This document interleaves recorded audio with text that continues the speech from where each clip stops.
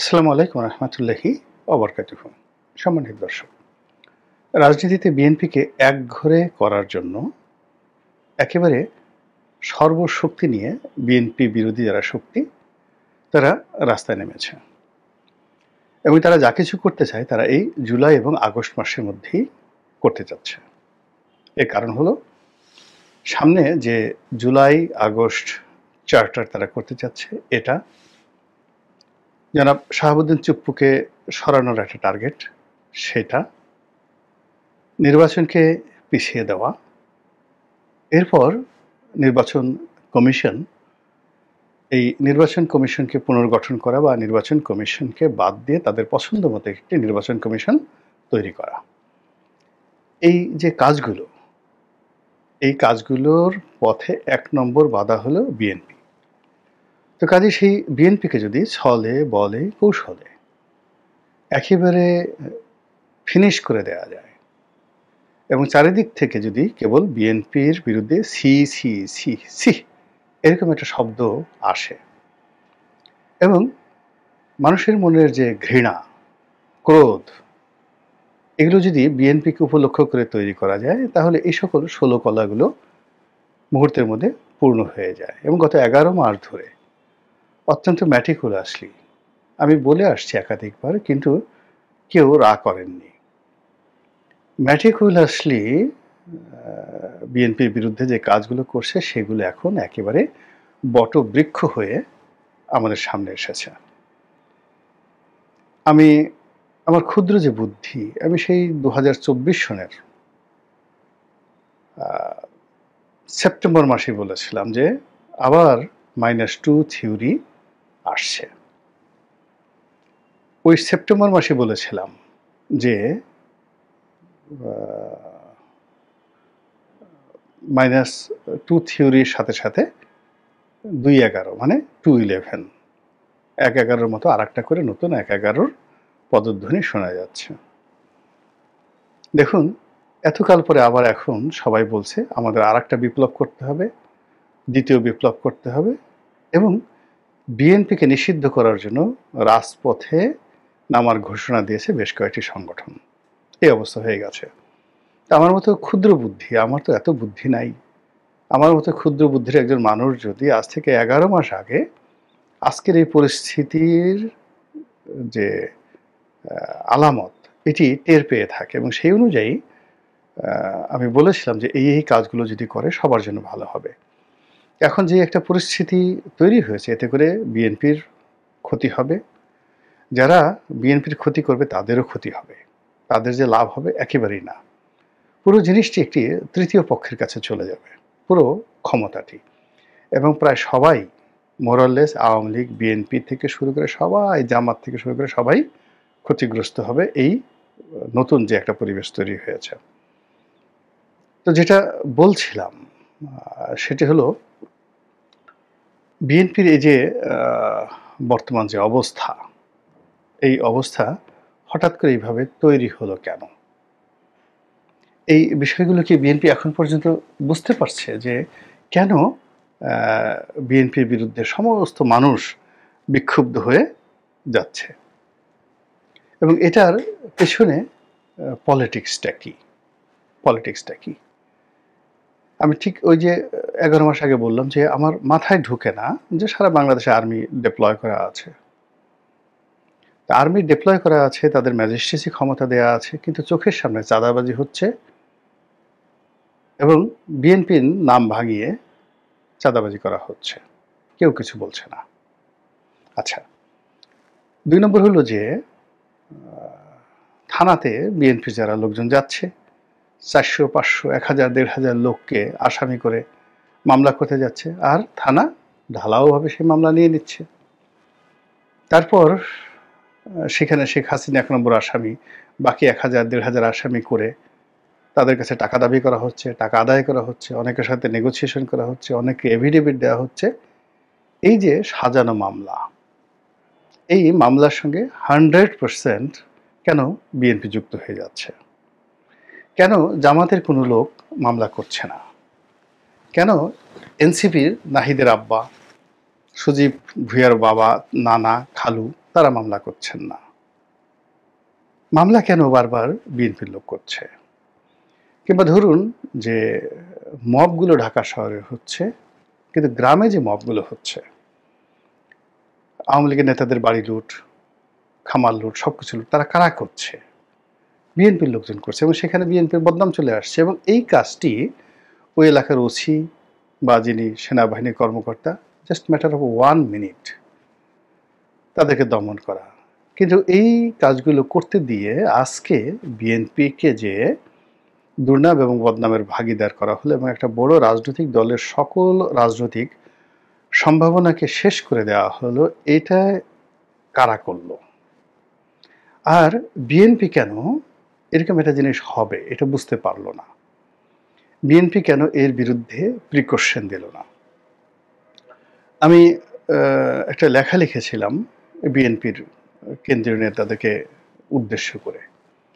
তো আমি যখন সেই আগস্ট মাসের 5 তারিখের আগে কোনো টকশোতে কথা বলতাম বা কোনো পত্রিকায় লেখা লিখতাম, ওটা বিএনপির নেতারা 2 বার 3 বার করে পড়তেন, টেলিফোন করে আমার সাথে কথা বলতেন, খুবই তারা কৃতজ্ঞতা প্রকাশ করতেন। কিন্তু আগস্ট মাসের 5 তারিখের পরে তাদের অনেকের অবস্থা এমন হয়ে গেছে যে তারা যেহেতু ক্ষমতায় চলে আসছে, ফলে তাদের কোনো কিছু পড়তে হবে না, জানতে হবে না, কোনো কিছু ভাবতে হবে না, ক্ষমতা তাদের একেবারে শতভাগ নিশ্চিত।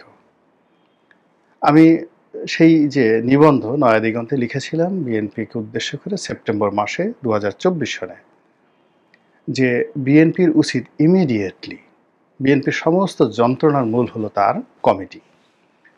মূলত গত 15 বছর ধরে বিএনপির বেশিরভাগ নেতাকর্মী কমিটি বাণিজ্য করেছে। প্রত্যেকটা ইউনিয়নে, উপজেলাতে, পৌরসভাতে 2-3টে করে কমিটি, ছাত্র দলের কমিটি, যুব দলের কমিটি এবং বিএনপির কমিটি। এবং এই ঢাকা থেকে এক একটা কমিটি দিয়ে কোনো কোনো ক্ষেত্রে 1 কোটি টাকা, জেলা পর্যায়ের একটা কমিটি দিতে গিয়ে 1 কোটি টাকা ঘুষ লেনদেন হয়েছে এই গত 15 বছরে। এবং এই কমিটিগুলো করা হয়েছে যে এইরকম যে একটা বিপ্লব হবে ভবিষ্যতে, যাকে মানে যারা ক্ষমতায় আসবে, আসার পরে বিএনপি ক্ষমতা ঢোকার আগেই তারা এই কমিটি যে 1 কোটি টাকা খরচ করে কমিটির পদ পদবি পেয়েছে, ওই টাকাটা তারা তুলে নিয়ে আসবে। এবং ঠিক সেম ঘটনাটা তারা ঘটিয়েছে একেবারে সেপ্টেম্বর মাসের মধ্যে। ফলে সারা বাংলাদেশে এই যে বিএনপির যে নিজেদের মধ্যে 150 খুন, অন্তর্দ্বন্দ্ব, ওই যে 3-4টা কমিটি নিজেরা মারামারি করছে, এবং তারা যেহেতু টাকা দিয়ে কমিটি নিয়েছে, সেই কমিটির টাকা উসুল করার জন্য তারা এখন কোনো আইনকানুন মানছে না, কাউকে মানছে না, তাদের কোনো আদর্শ নেই, কিছু নেই। শুধুমাত্র তারা যে টাকা দিয়ে কমিটিতে নেতা হয়েছে, সেই টাকাটা তাদের উসুল করতে হবে, এবং এটা ইটস ইনভেস্টমেন্ট। তো যা হোক, আমি পরামর্শ দিয়েছিলাম যে সমস্ত কমিটিগুলো ভেঙে দেওয়ার জন্য। Absolutely all committee. 1। 2 নম্বর হলো নির্বাচন না হওয়া পর্যন্ত প্রত্যেকটি এলাকাতে, নির্বাচনী এলাকা কেন্দ্রিক 300টি নির্বাচনী এলাকা, এই নির্বাচনী এলাকায় একজন প্রার্থী থাকবে, একজন সিঙ্গেল প্রার্থী ঘোষণা করে দেওয়া হবে, এবং সেই প্রার্থীর উপর দায়িত্ব থাকবে এলাকার আইন শৃঙ্খলা রক্ষা করা, তার মনের মতো করে কমিটি গঠন করা, বা তার মনের মতো করে সংগঠন চালানো। বিকজ সে নির্বাচনে জিতবে, সে জানে যে কিভাবে কাজ করতে হবে। যদি এরকম কোনো প্রার্থীর বিরুদ্ধে বদনাম আসে, সঙ্গে সঙ্গে সেই প্রার্থীকে বাদ দিয়ে নতুন প্রার্থী দেওয়া। এতে করে বিএনপি মাত্র 300 জন অভিজাত, যোগ্যতা সম্পন্ন, ধনী লোকের হাতে তার যে পাওয়ার, সেপারেশন অফ পাওয়ার, এটা দিয়ে দিলে আজকের এই অবস্থাটা তৈরি হতো না। এই কথা সেপ্টেম্বর মাসে। কিন্তু বিএনপির কেউ এটা পড়েনি। যখনই পড়েনি তখনই আমার কাছে মনে হয় যে এই বিএনপি আজকের যে অবস্থায় পড়ছে, এই অবস্থায় পড়বে, এবং সেই ঘটনাটাই কিন্তু ঘটে গেছে। এখন আজকে লক্ষ্য করুন যে সারা বাংলাদেশে আইন শৃঙ্খলা রক্ষা করছে কারা? সেনাবাহিনী। আমরা তো কেউ তাদেরকে, জেনারেল ওয়াকারকে গালি দিচ্ছি না যে জেনারেল ওয়াকার চাঁদা নিচ্ছে। সেনাবাহিনী কোনো কর্নেল ঘুষ খেয়েছে, ব্রিগেডিয়ার ঘুষ খেয়েছে, কোনো একটা জায়গাতে আওয়ামী লীগের লোকজনকে ধরে সেখান থেকে সেনাবাহিনীর লোকজন টাকা আদায় করেছে, এরকম একটা সিঙ্গেল উদাহরণ তো আসেনি।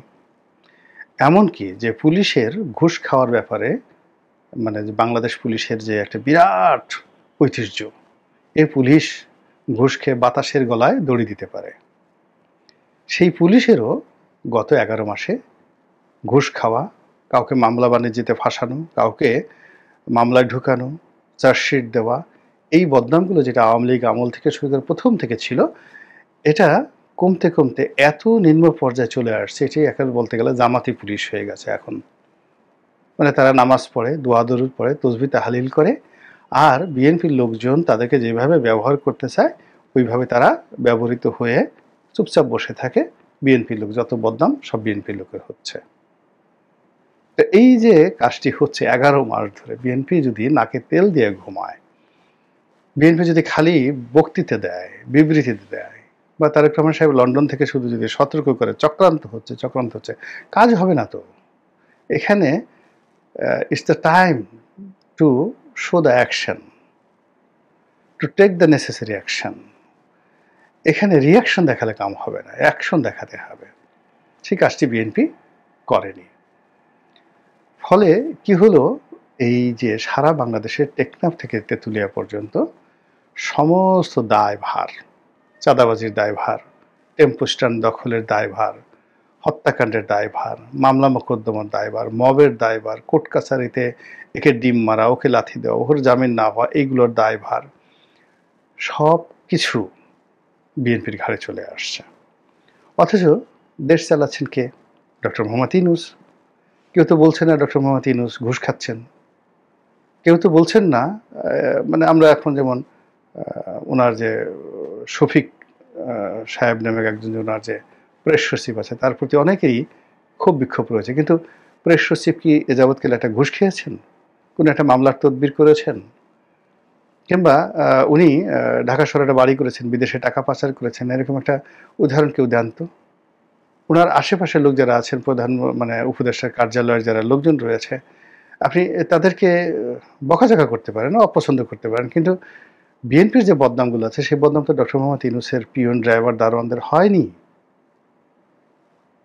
যারা দুই একজন উপদেষ্টা রয়েছেন, সেই উপদেষ্টাদের এপিএস পিএসদের বদনাম হচ্ছে, এটা ঠিক আছে, কিন্তু ঢালাওভাবে ওনার যে মূল রিক্রুটমেন্টগুলো আরও রয়েছে, যেমন বিডার আশিক, ওনার পছন্দের, বদনাম হয়নি। লুৎফে সিদ্দিকী উনি দিচ্ছেন, বদনাম হয়নি। খলিলুর রহমান উনি উপদেষ্টা হিসেবে নিয়োগ দিয়েছেন, খলিলুর রহমান ঘুষ খেয়েছে বলেন তো? এখন পর্যন্ত কোনো বদনাম হয়েছে যে যেই নিরাপত্তা উপদেষ্টা খলিলুর রহমান ঘুষ খেয়েছেন? এখন পর্যন্ত হয়নি। তারপরে উনি অন্যান্য যাদেরকে নিয়োগ দিয়েছেন, ওনার যেটা একান্ত ব্যক্তিগত পছন্দের মানুষ, তারা তো, তাদের বিরুদ্ধে তো এখন পর্যন্ত ঘুষ দুর্নীতির অভিযোগ আসেনি। কিংবা উনি ওই যে নিয়োগ দিয়েছেন ফয়জুল করিম না কবির, ফয়জুল কবির সাহেব, যোগাযোগ উপদেষ্টা, সবচেয়ে দুষ্ট মন্ত্রণালয়, সবচেয়ে বড় মন্ত্রণালয়, সবচেয়ে দুষ্ট মন্ত্রণালয়, সেটা হলো জ্বালানি, যেখানে নসরুল আহমেদ বিপু ছিল আর ওবায়দুল কাদের ছিল, দুর্নীতির স্বর্গরাজ্য। তো সেখানে একজন বয়স্ক মানুষ, 80 বছরের বয়স্ক মানুষ সাবেক সচিবকে দিয়েছেন। ইবলিসে তো বলতে পারবে না যে এই লোক একটা ঘুষ খেয়েছেন। কিংবা মহিলা মন্ত্রণালয় চালাচ্ছেন ফরিদা বেগম, আমাদের ফরহাদ মাজার সাহেবের স্ত্রী, বলেন তো ঘুষ খেয়েছেন। শারমিন মুর্শেদ, ওনার পছন্দের মানুষ, ঘুষ খেয়েছেন এখন পর্যন্ত? কোথাও গিয়ে কাপ চা খেয়েছেন? শারমিন মুর্শেদ সম্পর্কে কেউ কিছু বলতে পারবেন? বলতে পারবেন না, কেউ বলতে পারবেন না। বা আলিমা মজুমদার সাহেব, অনেকগুলো উনি সংস্থাপন দেখছেন, অনেকগুলো মন্ত্রণালয়, খুবই সেন্সিটিভ। খাদ্য মন্ত্রণালয় বোধহয় ওনার, তা ভূমি মন্ত্রণালয় বোধহয় ওনার, খুবই সেন্সিটিভ মন্ত্রণালয়গুলো। আলিমা মজুমদার ঘুষ খেয়েছেন, কেউ বলতে পারবেন? কেউ বলতে পারবেন না। এখন যারা দেশ চালাচ্ছেন, মন্ত্রণালয় চালাচ্ছেন, তাদের বিরুদ্ধে কোনো দুর্নাম হচ্ছে না, বদনাম হচ্ছে না, ঘুষ খাচ্ছেন না, কেন বিএনপির বিরুদ্ধে এই জিনিসগুলো হচ্ছে? It means there is a politics, and deep politics, underhand politics, overseas politics, মানির পলিটিক্স, তারপরে সেক্স পলিটিক্স, সবগুলো পলিটিক্স এখন এখানে ঘেরাও করে ফেলেছে বিএনপিকে। তো বিএনপির তো অনেক প্রাজ্ঞ অভিজ্ঞ নেতা রয়েছেন, দেশ চালানোর অভিজ্ঞতা তাদের রয়েছে। তো তারা এই জিনিসগুলো যদি সেপ্টেম্বর মাসে 2024 সালের, অক্টোবর মাসে 2024 সালের তারা যদি সতর্ক হতেন এবং সেইভাবে যদি সবকিছু করতেন, তাহলে আজকের যে দুর্ভোগ এবং দুর্দশা, ঢাকার রাস্তায় যেভাবে তারেক রহমান সাহেবকে নিয়ে কথা হচ্ছে, বিএনপিকে নিয়ে যেভাবে কথা হচ্ছে, বিএনপির শীর্ষ নেতৃত্ব নিয়ে যে ধরনের নেতিবাচক কথাবার্তা হচ্ছে, এটা এমন একটা জায়গাতে চলে গেছে, পয়েন্ট অফ নো রিটার্ন। এখান থেকে ফিরে আসার কোনো সুযোগ নেই। পরিস্থিতি এমন একটা জায়গাতে হয়ে গেছে, রোগ এমন হয়ে গেছে, এই রোগের দুর্ভোগ এবং দুর্দশা পোহাতেই হবে। এবং এই দুর্ভোগ দুর্দশা না উপভোগ করে কাঙ্ক্ষিত মাকামে পৌঁছা যাবে না। ধরেন আপনি যাবেন চট্টগ্রামে, মধ্যে নদীর ব্রিজ ভেঙে গেছে, আপনি ফেনী নদী পার হতে হবে সাঁতরে বা যে কোনোভাবে, ও সাথে আপনি চট্টগ্রামে যেতে পারবেন না, নো ওয়ে। তো এখন এখানে একই অবস্থা, ঠিক সেম অবস্থা কিন্তু আওয়ামী লীগের হয়েছিল। মানে আওয়ামী লীগ যে অপকর্মগুলো করেছিল এবং আওয়ামী লীগ যে দেশি এবং বিদেশি চক্রান্তের মধ্যে পড়েছিল, আজকের যে পরিণতি, এই পরিণতি ছাড়া আওয়ামী লীগের কোনো রিটার্ন করার কোনো ওয়ে ছিল না। এই পরিণতি ভোগ তাদেরকে করে ভবিষ্যতে যদি তাদের পুনর্বাসন হয় সেটা ভিন্ন একটা বিষয়, কিন্তু এরকম তো এরকম 11 মাসে এমন কিছু পরিবেশ পরিস্থিতি তৈরি হয়ে গেছে বিএনপির জন্য, যেটার পরিণতি বিএনপিকে ভোগ করে তারপরে তাদেরকে নেক্সট কোর্স অফ অ্যাকশনে যেতে হবে।